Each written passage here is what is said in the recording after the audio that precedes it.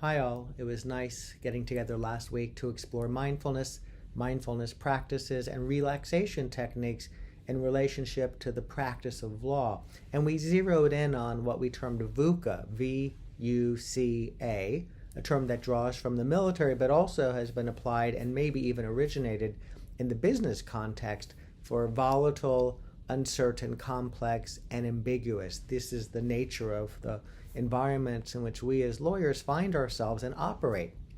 We considered a look at the ways that we really are gifted and skilled and prepared to anticipate problems, to move into high conflict adversarial interactions, to have a high expectations for ourselves, maybe even a perfectionist ideal, and to maneuver when there's a voluminous workload, and how the ability to modulate the mind and the balancing of these challenges is really central and key to our productivity, our performance, and our well-being. And if we aren't modulating as well as we could or balancing it, then those can really translate into anxiety and perceptions of threat and fear. It can influence our mood, and it can lead to feelings of overwhelm. And that brought us to a look at the Yerkes-Dodson inverted U curve relationship between stress and performance, which is really a way of considering how it is that we really do rely on and are continuously stressed as organisms in many ways that aren't necessarily problematic. In fact, what we term eustress is actually quite useful. And this sort of works our way up the performance curve. And then there's a point in time where that stress becomes more than we are sort of have the resilience and capacity to hold and manage, and then it becomes what we term distress, and it can lead to the failures of and the not able to really perform at the level that we are able to, and it can adversely affect our performance and our work and our interactions and relationships with others, as well as our own well-being, as they're also intimately tied together.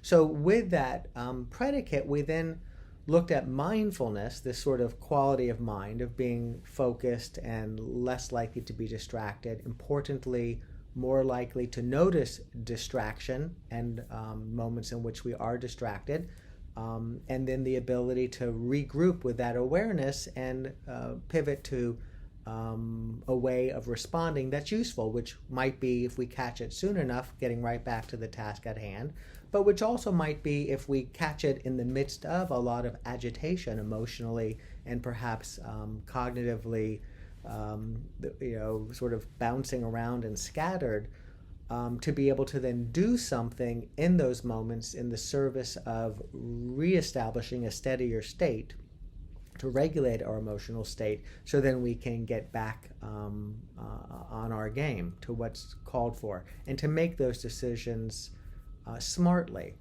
So that brought us to mindfulness practices and relaxation techniques. And the distinction that we touched on, which is a very important distinction. So with regards to the mindfulness practices, a reminder, we practice mindfulness for the long game.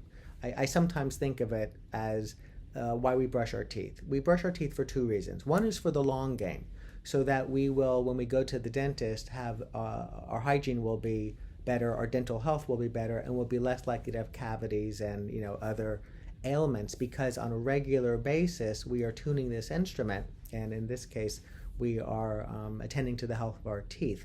At any given moment you finish brushing and there's not like you can tell what changed, but over the long term we know that it does. That's the long game benefits of practicing mindfulness. In contrast, there are some short-term benefits that many may experience with the practice of mindfulness, but those are really in the service of relaxation. And if you're really interested in relaxation, you actually could probably cut to the chase a little quicker with relaxation techniques. And I think of the relaxation techniques as really the freshening our breath. And when we brush our teeth, both of those things are happening. We are engaging in the long game, but we're also moments later having fresher breath, feeling somewhat refreshed, And that's an immediate benefit, although a short-lived one. And it's very similar, I think, as it relates to the mindfulness practices and relaxation techniques. And one of the questions that was asked really touches on this, so I'll address it then. As a reminder, there are the potential consequences of mind wandering, and this is relevant to our consideration of why it is that it might be useful to practice mindfulness. Why would I want to sit on a regular basis and focus on an object like the breath, and when my mind wanders, bring my attention back? And one of the primary answers is because those potential consequences of mind wandering are, we can attenuate them if we can become more aware of mind wandering as it's happening sooner than we otherwise would, if we would at all in some cases. And that really gets into the heart of why practice mindfulness and the long game. You sit in the morning, you practice for 6 or 12 minutes, maybe it's relaxing, maybe it's not. It really doesn't matter. We're brushing our teeth in that moment for the long game, so that then when we are in the car or transporting ourselves to work or home, we're in the office, we're in court, we're in a meeting, that actually in those moments we are benefited because of the consequences of mind wandering that might otherwise be more exaggerated than they would need to be, because we're not noticing and aware that the wandering is happening. I wrote a piece very, very recently that just came out, I think after we met, for the Florida Bar News, that touched on that, and I'll share that piece as well, because it's often the case that people don't quite understand, well, what do you mean by becoming more aware? If mindfulness is being more aware of my experience or a present moment experience, what does that actually mean? We sort of can speak to it, and it seems to make sense, but what does that translate into? And really, one of the ways that we come to know it most directly is by practicing and realizing, I just noticed my mind wandering sooner than I would have otherwise, or I just noticed a judgment that popped into my mind, or I just noticed myself beginning to catastrophize about something and then began to feel a little agitated as I was beginning to catastrophize. But because I caught it really soon, or sooner than I would have perhaps, I was able to recalibrate, I was able to pivot back in a more useful way. Now, the relaxation practices serve a slightly different end, though they do overlap, they do complement one another.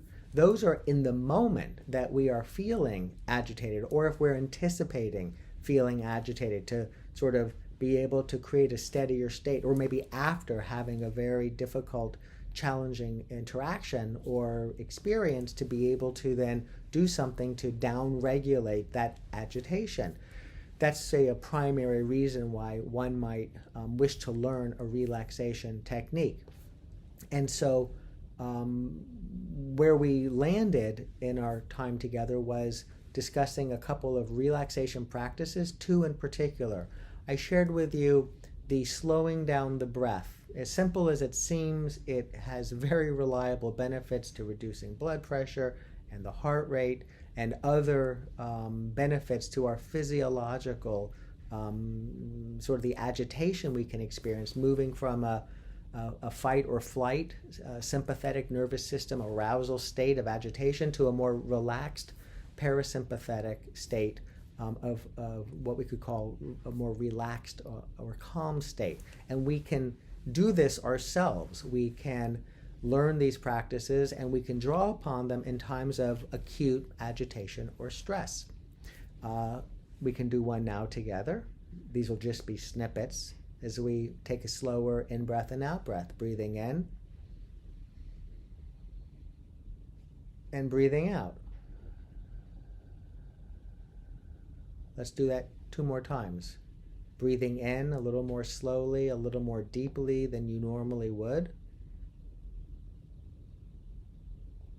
And exhaling a slow, steady, tempered out-breath. Breathing in, always comfortable, never a strain. and breathing out.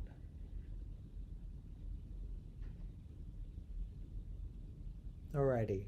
I like to call that line breathing. It goes by many names: conscious breathing, intentional breathing, coherent breathing. We're breathing in and we're breathing out, and we're slowing down that process.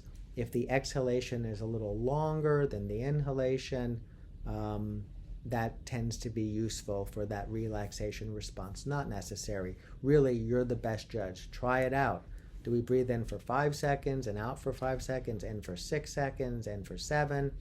It's usually in that ballpark, and then out accordingly. It really depends on you, but that's the ballpark that you can try. You can set a timer for a couple of minutes or a minute, and you could do that, and then when the timer goes off, you've done, and you can see what does it feel like. In the spirit of slowing down the breath, I also discussed briefly triangle breathing. This is where we inhale and then we add a hold. So we hold our breath and then we exhale. And oftentimes that's for the same duration, inhaling to the count of 4 or 5, holding for a similar count, and exhaling. There are many flavors of that triangle and the various lengths of those sides. And then we also talked about box breathing, where it's similar, but there's 2 holds. We inhale, we hold, we exhale, we hold. Navy SEALs are, popularize that, or people find it interesting that Navy SEALs do that. When do they do it? Oftentimes before they're ready to engage in their mission, to steady their emotional state so they can see more clearly, they can focus better, they get less agitated, more at the top of their game, which, as we know, is a very strong game, as is yours. People tend to prefer one of those 3 if they're interested in the relaxation through the breath practice. So you can try them all, and you can find the one that seems to feel best for you. There's an enormous amount that you can read. Pretty much every major periodical has published stuff on breathing practices, and the internet is filled with things that you can read. And the only thing I would suggest, so that you can sort of navigate this terrain, and I'll send some examples that I think are useful, short reads that could be helpful, is to keep it that simple: inhaling and exhaling slowly, or doing it with a hold 1, or doing it with 2 holds. Importantly, if it's not comfortable to you, don't do it. These are meant to be relaxation. If you're reading something that's really asking you to engage in a very stressful series of breaths, those can be very useful, and there's many of those for a variety of purposes. I'm not advocating those for this purpose of finding a more relaxed state. If it's not relaxing, find another variation. It may take a couple of tries to get used to it, but if it's activating, if it's agitating, that's, abandon it immediately, and do it in a way that's gentle. We're not taxing ourselves with these practices. I could talk for a very long time about why it is that if you do a breathing practice, it's relaxing. There's the physiological effects, the oxygen, carbon dioxide, metabolism aspect. That's sort of going deep. There's also the turning your attention to what you're doing. You're more likely to be at least attending a little bit to the doing of it, which means you're less likely to be lost in thought or caught in fretful thinking or rumination. And the list goes on and on. But importantly, none of those things really matter. If you find a short, easy, memorable, and easy to practice relaxation practice like that, there you go. You've got a tool in your toolkit that you can draw upon. I also shared the physiological sigh, and this was the one where we inhaled, and then we took another sharp, quick breath, and then slowly exhaled. I'll share some materials on that as well, and there's a bit of, it's making its way on the internet if you were to want to learn more about it. Again, with a relatively interesting and arguably firm sound basis for why it would be helpful. Okay, so those are relaxation practices. The mindfulness practice, though, is not geared towards that immediate relaxation. It's the practice of focusing attention on an object like the breath, and when you notice your mind wandering, bringing attention back. one of the things that we talked about that's really most important about that practice, and we could talk about that practice for a very long time, and you can read a lot of things about it, is it's not about having a mind that doesn't wander or stopping the mind from wandering. Fool's errand. The mind wanders about 47% of the time on average. It will modulate based on what's going on. It's not going to stop moving about and wandering away from the task at hand. And I don't think that we want it to. So the mindfulness practice, we sometimes think, oh, I can't do it because my mind is wandering. No, the mind's going to wander. We sometimes say, oh, it doesn't feel calming. Well, if you want a calming practice, do a calming practice.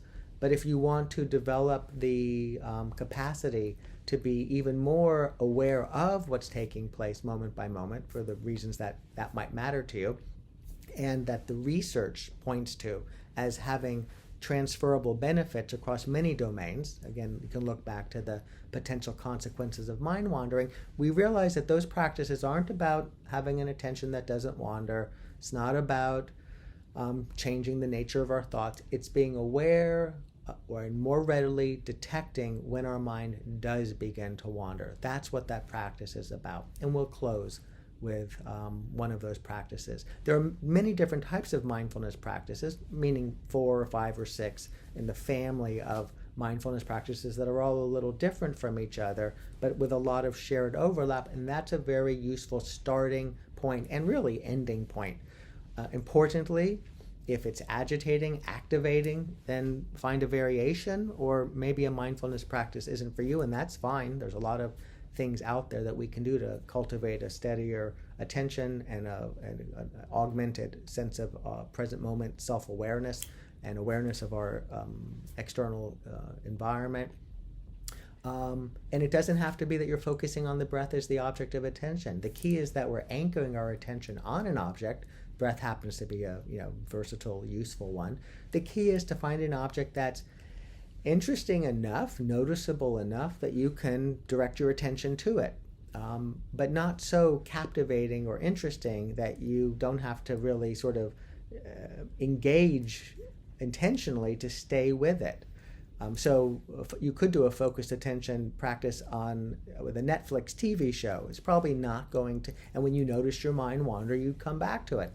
But the mind's not going to wander all too much probably. And so it's like, going to the gym and lifting, very light weights. It's not going to have as much of a benefit. So the breath or a sound like the air conditioner humming, or noticing the sensations in and around your hands, or looking down at a spot on the ground, or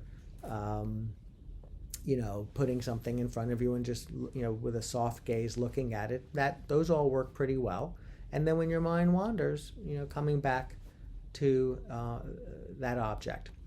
All right, so that's a standard mindfulness practice. Now I'd like to get to some of the questions before I then have us close with a practice. So one question is, if mindfulness and breathing exercises are entirely new to us, what can we do and how long should we spend with the exercises? Okay, great question. So if they're new, especially, but even if they're not, what can you do? Well, you can do a focused attention practice. I would start with that one. Or I would pick on the breathing relaxation front, I would take a line breathing or triangle breathing or box breathing, and I would begin to set aside a little time each morning to practice. Now, how long should you spend with the exercises? Well, for the focused attention practice, I'd start with 6 minutes. For the breathing practices, I would maybe do 2 minutes. You could do more. You could certainly do less. I think the key is this. For many of us, it's actually sitting down to do the practice that might in fact be the larger impediment than what we do after we sit down. So whatever length of time, say for a week, is doable for you, I would start with that. Now, in terms of what do you do the next week? Well, some people will say, if you don't think you've got time to practice for 6 minutes, practice for 12. The idea being that if you say, I don't have time, I don't have 6 minutes, I don't have 3 minutes, then that's probably a sign that you are in an agitated, somewhat getting ahead of yourself state that isn't seeing things as clearly as you might be, because we probably do have 3 minutes or 6 minutes. It just feels like we don't. And so all the more reason to maybe add a little bit of time to that. I'm agnostic as to the amount of time a person spends. The alternative approach to that is, well, don't set up a time frame that just is not reasonable to believe will actually unfold and come to pass. So find the sweet spot for you. I would suggest 6 minutes for a focused attention practice. That's the one that I'll guide.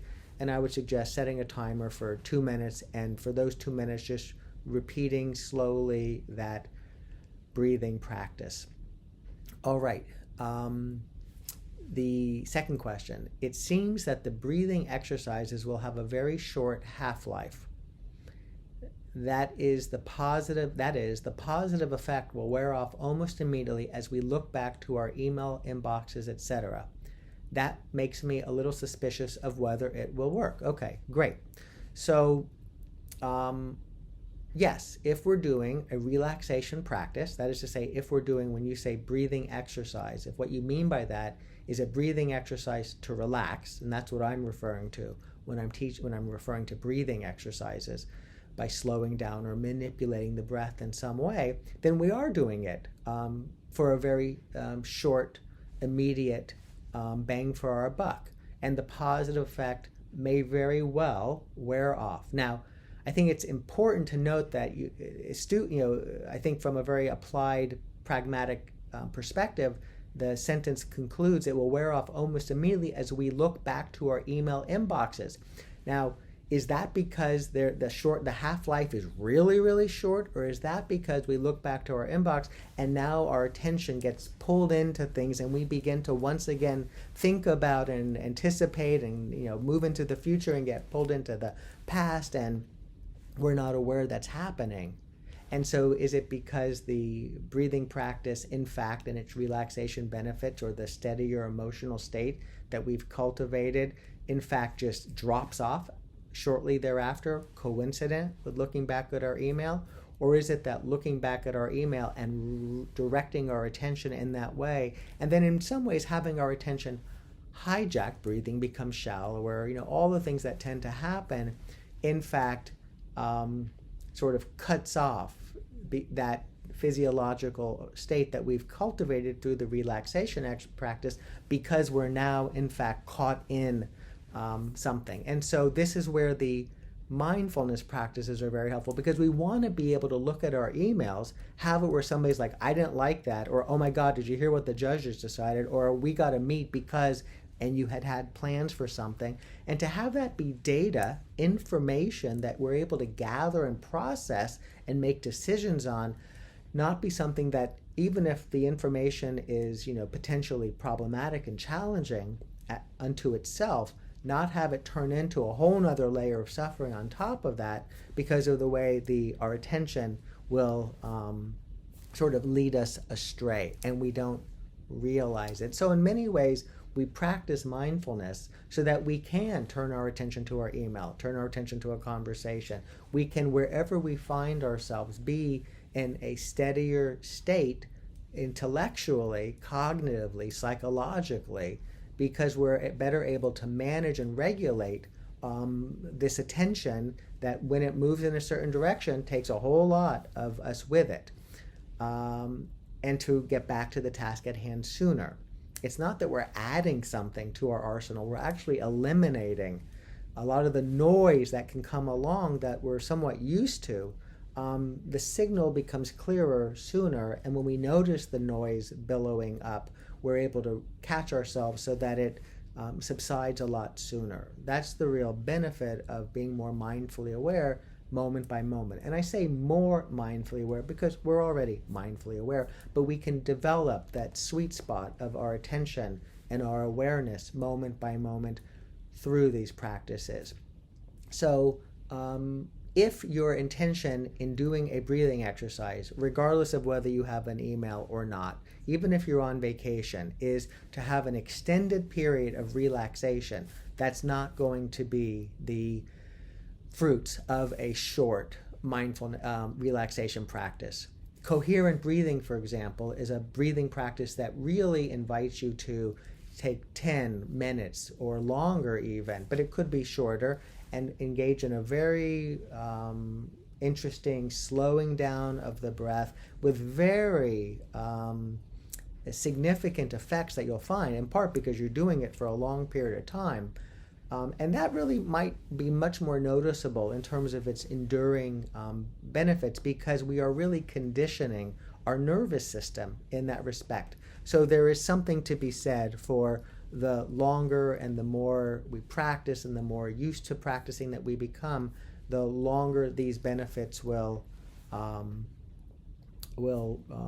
even in the relaxation realm, will last. But I would say, I think that relaxation practices that you have in your toolkit to draw upon in moments of acute stress are going to be short-lived. Now, of course, you can always do it a few moments later, but that is the nature of the relaxation technique. It is a short-term shift.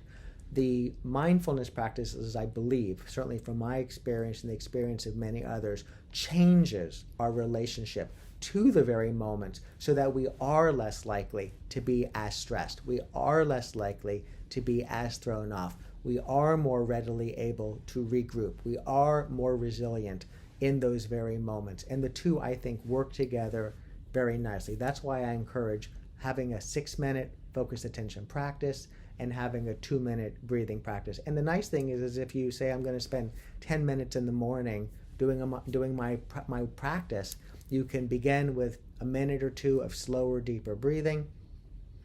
You can then do a 6-minute focused attention practice. And then when it ends, you can spend a minute or two of slower, deeper breathing, or knock off one of those and just have the 6 minutes and the 2 minutes. And there's a very nice 8-minute practice where you will really begin to see the benefits that will flow. If they'll flow for you, you will notice it. You don't have to wait long for that. You'll notice it in my experience and my experience with others in the interpersonal realm. You'll notice it in the business realm. You'll notice it in the performance realm, and you'll notice it in the sense of your well-being. We're not talking about a panacea, of course. That's just going to change everything. But we are talking about meaningful shifts, and meaningful shifts that I think, especially with the mindfulness practice piece built into it, that will reinforce and enlarge itself over time. I hope that was a helpful review and refresher of some of the things that we discussed. I hope my response to those questions was useful. You're certainly welcome to reach out to me if you have any questions down the road. A reminder of a practice known as S.T.O.P. The acronym is S.T.O.P, where the S stands for to stop or to pause. The T is to take a breath, aware of the breath we're taking. The O is to observe. You might observe the body. You might observe where the attention is. You might just observe what's taking place around you. And then to proceed. And so when you come to a stop sign on your way home or to work, you might want to use it as an opportunity not just to come to a stop, but to actually do a short practice.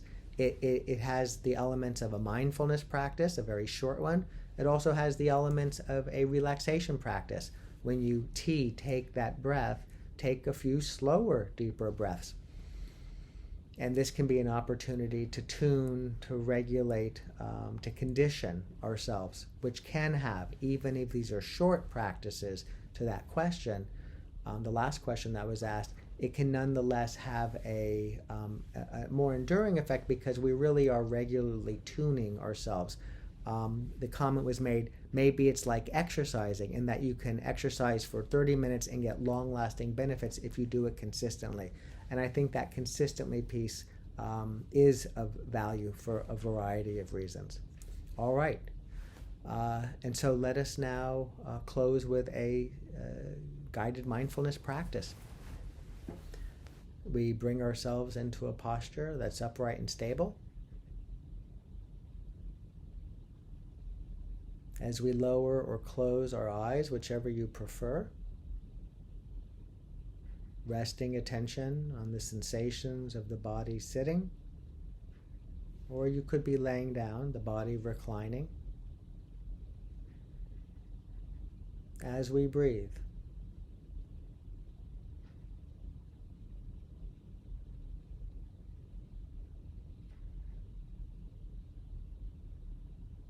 We'll, in a moment, rest our attention on an object. That object for you might be the sensations of breathing.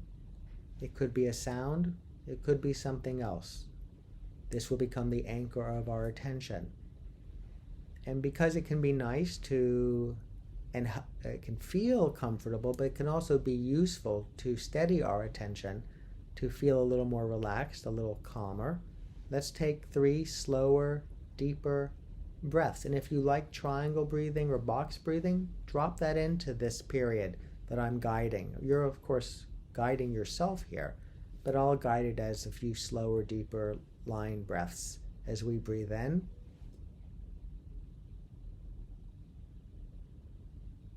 And out.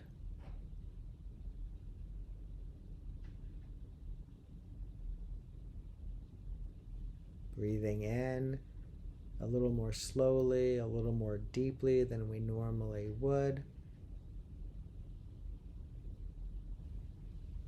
And exhaling a slower, steadier, tempered out-breath.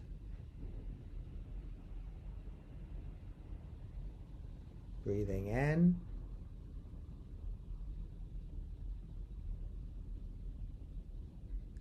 And breathing out. And if I were doing this practice one morning and I was particularly antsy, I might take a few more slower, deeper breaths. But in time, we would allow our breathing to resume its natural pacing and rhythm, whatever that may be in this moment. As we shift from manipulating or slowing down the breath to feel a certain way, presumably to feel a little better, a little calmer, to being a little bit more aware of our experience, whatever that may be. The long game aspect to this practice is oriented around being able to take the moments that we experience that aren't what we would like them to be, unwanted, undesirable, unpleasant, unexpected, and resist what's arising less, lean into what's arising a little bit more, because we are noticing the frequent impediment of storytelling, of reactive thinking, of beliefs, of assumptions, of preconceptions, of biases that so often get in the way, and so often we're unaware they're even arising and influencing us. Additional thinking, how we're feeling, activity in the body, and decision making. That's why whatever it is that you're experiencing in the body and in the mind now is what this practice is all about. Not changing it, but can I observe it? Can I witness it? Can I not be so quick to do something about it?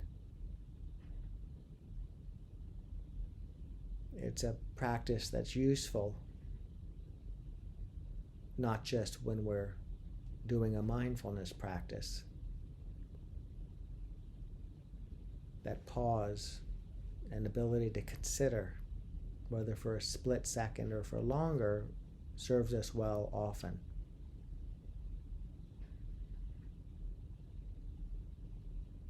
And so we rest our attention, we focus our attention now on an object like the breath. And when you notice that your mind wanders, which it will, gently, kindly, escort your attention back to the breath, or whatever object you've chosen for this practice.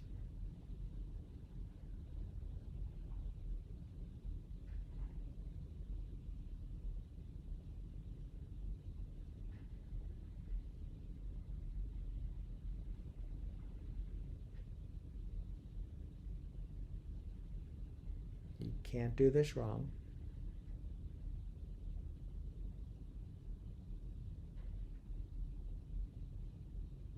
And while listening to a guided practice like this can be helpful, you understand, I believe, the instruction. It's relatively simple. Focus your attention on an object with the intention to remain with the object.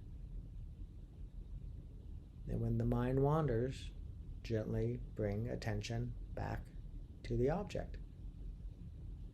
You can set a timer for 6 minutes, or 3 minutes, or 9 minutes, or 12. And just do that.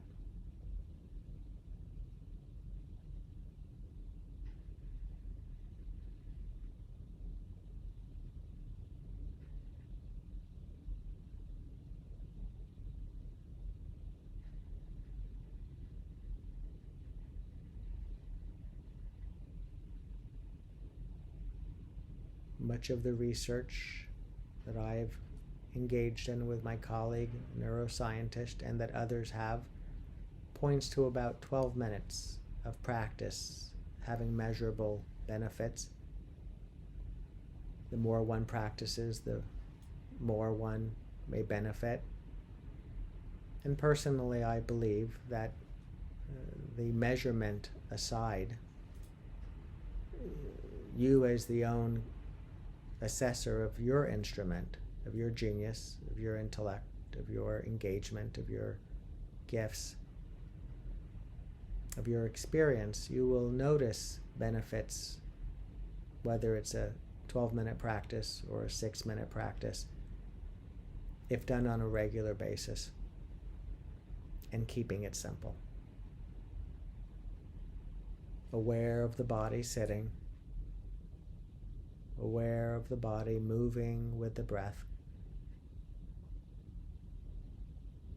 And when you're ready, in the next moment or two, and with an awareness of doing so,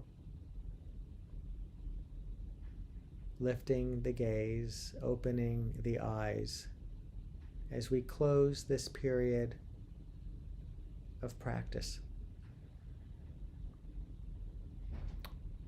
Alrighty, thank you all very much for taking the time and the interest to explore mindfulness and mindfulness practices, relaxation practices. Thank you for your thoughtful engagement when we met. Thank you for the follow-on questions. Wishing you all the best.